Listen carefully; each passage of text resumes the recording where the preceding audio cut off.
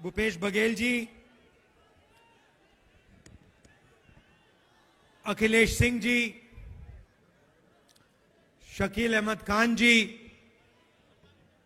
मदन मोहन झा जी, तारिक अनवर जी,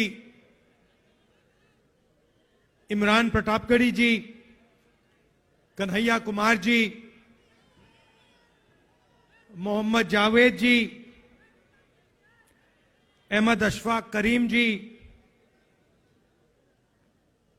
alliance के नेता दीपंकर भट्टाचार्य जी,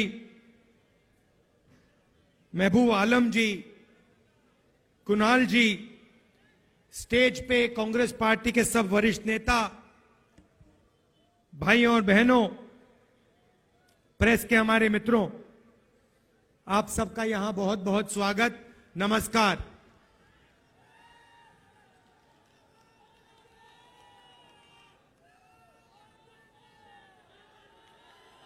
अभी जब अखिलेश जी का भाषण चल रहा था तो बघेल जी ने मुझे चुटकुला सुनाया। आपके स्टेट के आपके चीफ मिनिस्टर के बारे में चुटकुला है, मैं सुना देता हूं, आपको सुनना है?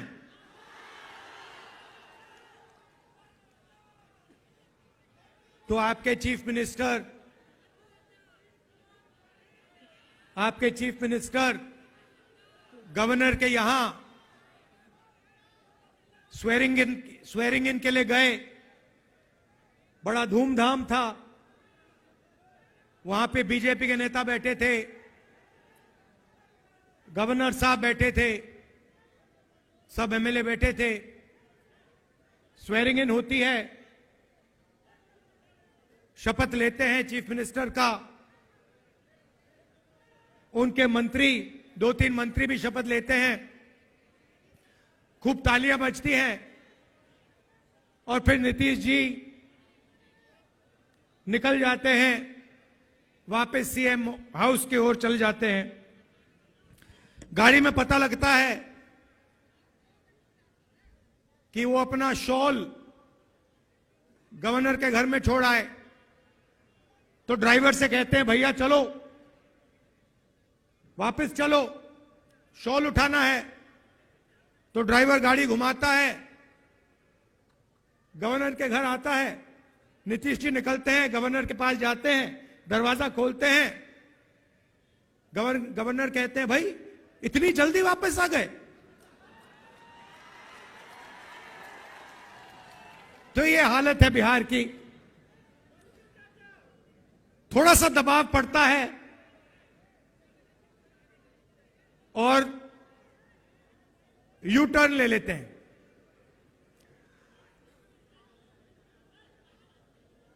दबाव क्यों पड़ा? क्योंकि बिहार में हमारे गठबंधन ने एक बात जनता के सामने रखी है। इस यात्रा में हम 5 न्याय की बात कर रहे हैं, उनमें से एक न्याय, उसको आप सामाजिक न्याय कह दीजिए, उसको आप हिस्सेदारी कह दीजिए, उसको आप भागीदारी कह दीजिए, उसके बारे में हम काम कर रहे हैं। मैंने पहले भाषणों में कहा है कि इस देश में अलग अलग वर्ग के लोग हैं, पिछड़ी जात के लोग हैं, दलित हैं, आदिवासी हैं, माइनॉरिटी हैं, जनरल कास्ट के लोग हैं। हर समाज में कमजोर लोग हैं। ओबीसी समाज देश का सबसे बड़ा समाज है, मगर अगर मैं आज आपसे पूछूं कि इस देश में ओबीसी समाज की आबादी कितनी है, आप इस सवाल का जवाब नहीं दे सकते। दे सकते हैं? कोई नहीं जानता। और मैं सिर्फ एक बात आपके सामने रखना चाहता हूं। आप देश के किसी भी सेक्टर को देख लो, सरकार की बात करनी है तो मैंने पिछले भाषणों में कहा, जो देश की सरकार को चलाते हैं 90 अफसर हैं, आईएएस के अफसर हैं। 90 में से 3 ओबीसी वर्ग से आते हैं। और अगर 90 अफसर पूरे के पूरे बजट के बारे में निर्णय लेते हैं तो ये ओबीसी अफसर 100 रुपए में से 5 रुपए का निर्णय लेते हैं। तो सरकार में ना ओबीसी की, ना दलित की, ना आदिवासी की भागीदारी है। सरकार को छोड़िए, हिंदुस्तान की सबसे बड़ी 500 कंपनीज को देख लीजिए, उनकी लिस्ट निकालिए, उनके मालिकों के नाम पढ़िए। आपको उन नाम में से एक दलित, एक आदिवासी, एक पिछड़ा नहीं मिलेगा।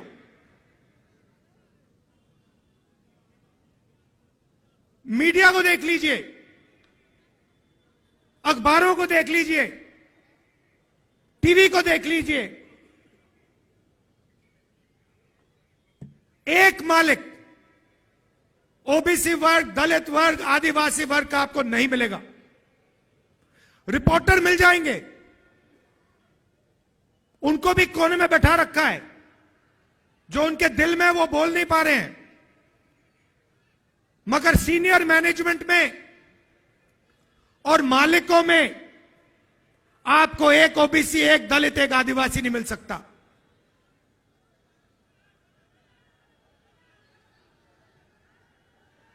प्राइवेट एजुकेशन के सिस्टम को देख लीजिए, प्राइवेट कॉलेजेस, यूनिवर्सिटीज को देख लीजिए, प्राइवेट अस्पताल देख लीजिए, एक मालिक आपको ओबीसी, दलित, आदिवासी का नहीं मिलेगा।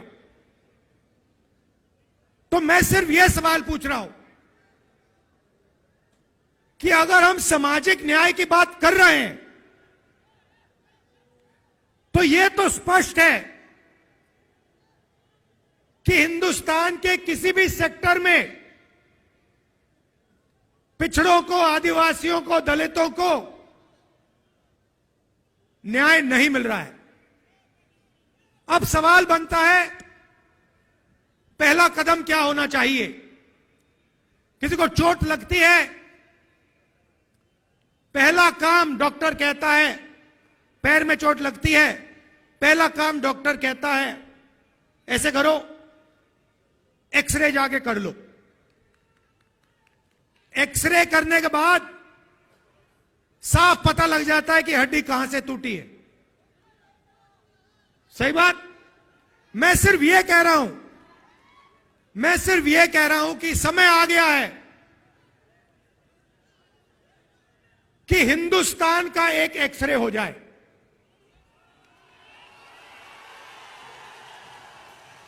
एक एक्सरे हो जाए, उसके बाद एमआरआई भी हो सकता है, मगर पहले एक एक्सरे हो जाए कि इस देश में किसकी कितनी आबादी है, लोगों की गिनती हो जाए। जनरल कास्ट के इतने लोग हैं, उसमें से अमीर इतने हैं, ओबीसी जात के इतने लोग हैं,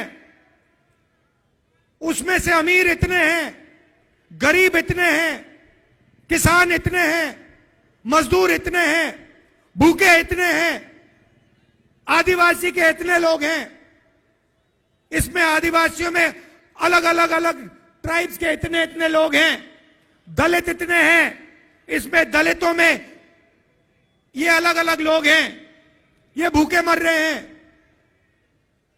ये मजदूरी कर रहे हैं, ये सड़क बना रहे हैं, बस मैं यही कह रहा हूं, सामाजिक न्याय का यही मतलब है, और सामाजिक न्याय का पहला कदम देश का एक्सरे करना है। अब बात समझिए, नीतीश जी कहां फंसे, मैं आपको बताता हूं।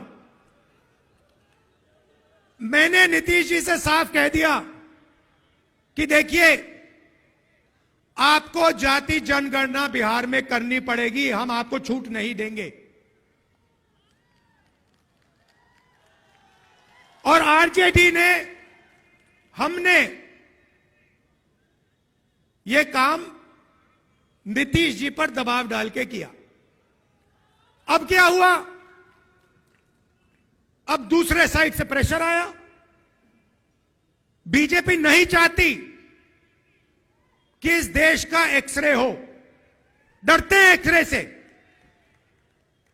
दूध का दूध, पानी का पानी हो जाएगा, पता लग जाएगा कि कितने ओबीसी हैं, कितने दलित हैं, कितने आदिवासी हैं। बीजेपी ये नहीं चाहती। बीजेपी चाहती है कि आपका इधर ध्यान जाए, उधर ध्यान जाए, आगे पीछे ध्यान जाता जाए, मगर सामाजिक न्याय पे गलती से भी आपका ध्यान ना चला जाए। नीतीश जी बीच में फंस गए और बीजेपी ने उन्हें रास्ता, निकलने का रास्ता दे दिया, और नीतीश जी उस रास्ते पे निकल गए। सामाजिक न्याय देने की जिम्मेदारी बिहार में हमारे गठबंधन की है। नीतीश जी की यहां कोई जरूरत नहीं है। यहां पे हम अपना काम कर लेंगे मिलके। हमारा गठबंधन यहां पे जो करना है कर देगा। यह हुई बात सामाजिक न्याय की। अब मैं आपको आर्थिक न्याय की बात करना चाहता हूं।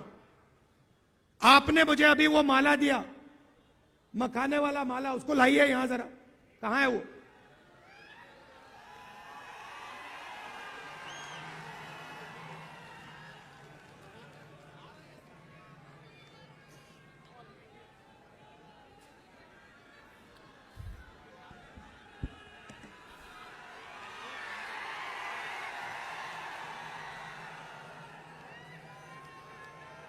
मैं 1 मिनट में आपको आर्थिक अन्याय समझाने जा रहा हूं।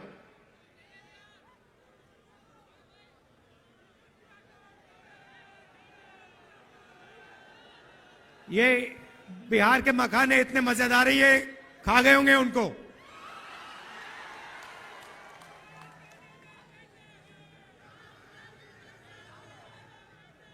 खा गए, देखो खा गए। हाँ, लाओ लाओ लाओ लाओ, उसको लाओ। थोड़ा मजा भी आना चाहिए। आ रहा है?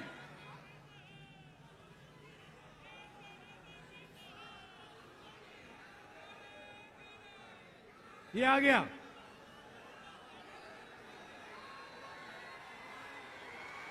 ये देखो कितना सुंदर मखाने का माला है। अब ये देखिए, मैं आपको मजेदार बात बताता हूं। इसको यहां लाइए। ये तकरीबन 10 किलो का है, ठीक है? इसको यहां रख दीजिए। ये बिहार के गरीब किसानों का खून पसीना है। सही बात है। ये बिहार के गरीब लोगों ने अपना खून पसीना देकर, घंटों पानी में बैठकर ये हमें दिया है।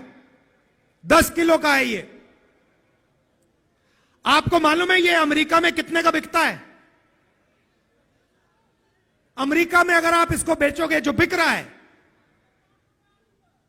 अमेरिका में, ये बड़ा बिक रहा है आजकल, वहां पे फैशन आ गया है कि मखाना खाएंगे, बिहार का मखाना खाएंगे। सबसे पहले उनको मालूम नहीं है ये मखाना कहां से आता है, पहली बात यह है।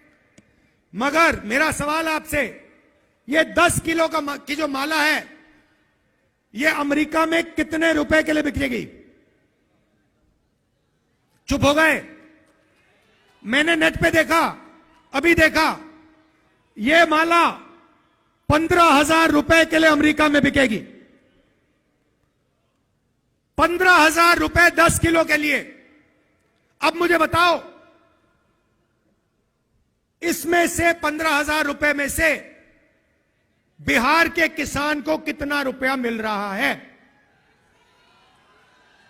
बिहार का किसान 250 रुपए किलो के बेच रहा है, मतलब 2,500 रुपए 10 किलो के लिए। ये 15,000 रुपए, गलती की मैंने, ये 15,000 रुपए 1 किलो का, मतलब ये माला अमेरिका में 1,50,000 रुपए के लिए जाएगा। गलती कर दी, सॉरी। 1,50,000 लाख रुपए के लिए ये अमेरिका में बिकता है, और यहां पे हमारे किसान को 250 रुपए प्रति किलो, 2,500 रुपए 10 किलो के लिए।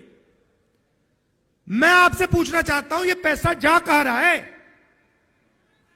ये जा कहां रहा है? किसके हाथ में जा रहा है? ये किसान के हाथ में तो नहीं जा रहा ना। तो ये देखिए, इसको कहते हैं आर्थिक अन्याय, और ये हर चीज में हो रहा है।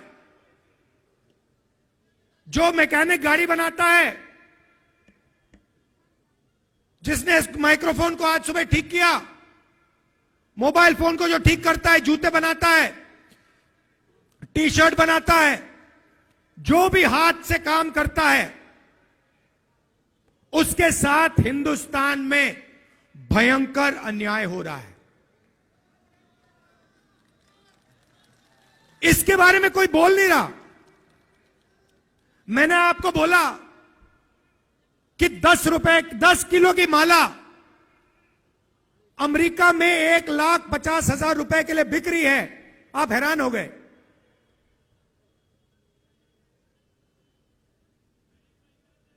$1,50,000 रुपए ये पड़ा हुआ है हमारे सामने। इसमें से 2-3 हजार रुपए किसान के जेब में जा रहे हैं। क्या ये अन्याय नहीं है? सबसे बड़ा अन्याय है। तो जब हम आर्थिक न्याय की बात करते हैं, हम चाहते हैं कि अगर ये 1,50,000 रुपए की माला है, तो कम से कम 30-40 हजार रुपए तो किसान के हाथ जाएं। अगर मैकेनिक काम कर रहा है, मोबाइल फोन को कोई ठीक कर रहा है, खेत में काम कर रहा है, उसको अपनी मेहनत का सही फल तो मिले। और जहां भी देखो हिंदुस्तान में, मैंने छोटा सा उदाहरण दिया आपको, जहां भी देखो जो गरीब है, कमजोर है, हाथ से काम करता है, उसको अपनी तपस्या का फल नहीं मिलता देश में। तो ये दो बातें मैं आपसे कहना चाहता था। एक, किसकी कितनी आबादी है, ओबीसी कितने, दलित कितने, आदिवासी कितने, और उनमें से कितने गरीब हैं, कितनों के पास सरकारी नौकरी है, कितने कंपनी में काम कर रहे हैं, देश का एक्सरे। और दूसरा बहुत महत्वपूर्ण सवाल, 1.5 लाख रुपए की माला में से हमारे किसान को 2,500-3,000 रुपए क्यों मिल रहे हैं, ज्यादा क्यों नहीं मिल रहा है? यही दो सवाल हैं हिंदुस्तान के सामने। बाकी सब आपके ध्यान को इधर उधर करने की बात है। अब आप कहोगे इसमें बिहार का क्या रोल है, बिहार को क्या करना है? हजारों साल से यह प्रदेश इस देश को सामाजिक न्याय और आर्थिक न्याय दिखा रहा है। सोशल मूवमेंट होती है, देश जागता है तो बिहार से जागता है। गांधी जी के आज हम याद कर रहे हैं, उनकी तपस्या चंपारण में शुरू हुई थी, बिहार में शुरू हुई थी। इसलिए मैं आपको यहां कह रहा हूं, बीजेपी के लोग आपके ध्यान को इधर उधर करना चाहते हैं, क्योंकि वो नहीं चाहते कि आप सबसे जरूरी मुद्दे के बारे में बात शुरू कर दो। और दो ही मुद्दे हैं, आर्थिक न्याय जो मैंने आपको यहां दिखाया, और सामाजिक न्याय जिसको मैं एक्सरे कह रहा हूं, और वो भी पहला कदम है। भाइयों और बहनों, पिछले साल हमने भारत जोड़ो यात्रा की। कन्याकुमारी से हम कश्मीर तक चले, समुद्र के तट से शुरू किया, चलते गए चलते गए चलते गए, हिमालय तक चले। आप सब हमारे साथ चले थे। बीजेपी देश में नफरत और हिंसा फैला रही है। इनका लक्ष्य यही है कि आप हिंसा में, नफरत में उलझे रहो, एक भाई दूसरे से लड़े, और आप आर्थिक और सामाजिक न्याय की बात मत करो। और भारत जोड़ो यात्रा ने देश में एक नया रास्ता दिखाया। यात्रा में बिहार के लोग हमारे साथ चले, बंगाल के लोग चले, और आपने हमें कहा देखिए आप कन्याकुमारी से कश्मीर जा रहे हो, बिहार, बंगाल, उत्तर प्रदेश, इसमें से आप यात्रा क्यों नहीं कर रहे हो? बात बिल्कुल सही थी। इसीलिए हमने मणिपुर से भारत जोड़ो न्याय यात्रा शुरू की। मणिपुर से क्यों? क्योंकि बीजेपी और आरएसएस की विचारधारा ने मणिपुर को जला दिया है। सिविल वॉर का माहौल बन गया है, लोग मर रहे हैं, घर जलाए जा रहे हैं, और प्रधानमंत्री आज तक वहां नहीं गए। मणिपुर में शुरू किया, नागालैंड, अरुणाचल, बंगाल, असम, और अब हम बिहार आए हैं। यात्रा में हम लंबे भाषण नहीं करते, 15-20 मिनट बोलते हैं, 6-7 घंटे आपकी बात सुनते हैं। आज सुबह चाय की दुकान में हमने 3-4 परिवारों के साथ चाय पी, उनकी बात सुनी। बस में लोग आते हैं, हम पैदल चलते हैं, पद यात्रा में चलते हैं। क्यों? आपके दिल में जो है वो हम समझना चाहते हैं, सुनना चाहते हैं। हम अपनी मन की बात नहीं रखना चाहते हैं, हम आपकी मन की बात सुनना चाहते हैं, समझना चाहते हैं। और यात्रा में हमने पिछली यात्रा में एक नारा निकाला था, नफरत के बाजार में मोहब्बत की दुकान खोलनी है। और पिछले 2 दिन आपने यात्रा में मोहब्बत की दुकान खोली है, इसके लिए दिल से आपका मैं धन्यवाद करना चाहता हूं। जहां भी हम गए हैं वहां बिहार के युवा, माताएं, बहनें, किसान, मजदूर, छोटे दुकानदार, सब ने यात्रा का समर्थन दिया, अपनी पूरी की पूरी शक्ति यात्रा को दी और जितनी भी मोहब्बत दे सकते थे आपने हमें दिया। इसके लिए मैं आपको दिल से धन्यवाद करना चाहता हूं और अंत में आपसे यह कहना चाहता हूं कि सामाजिक न्याय और आर्थिक न्याय से बड़ी कुछ बात नहीं है। यही है हिंदुस्तान का भविष्य। अगर आप अच्छा चाहते हैं तो आर्थिक न्याय और सामाजिक न्याय हिंदुस्तान की जनता को देना ही पड़ेगा। आप सबका दिल से धन्यवाद। नमस्कार, जय हिंद। हम अपने नेता माननीय राहुल गांधी जी का हृदय से आभार हैं। हम आपको भरोसा दिलाना चाहते हैं, राहुल जी,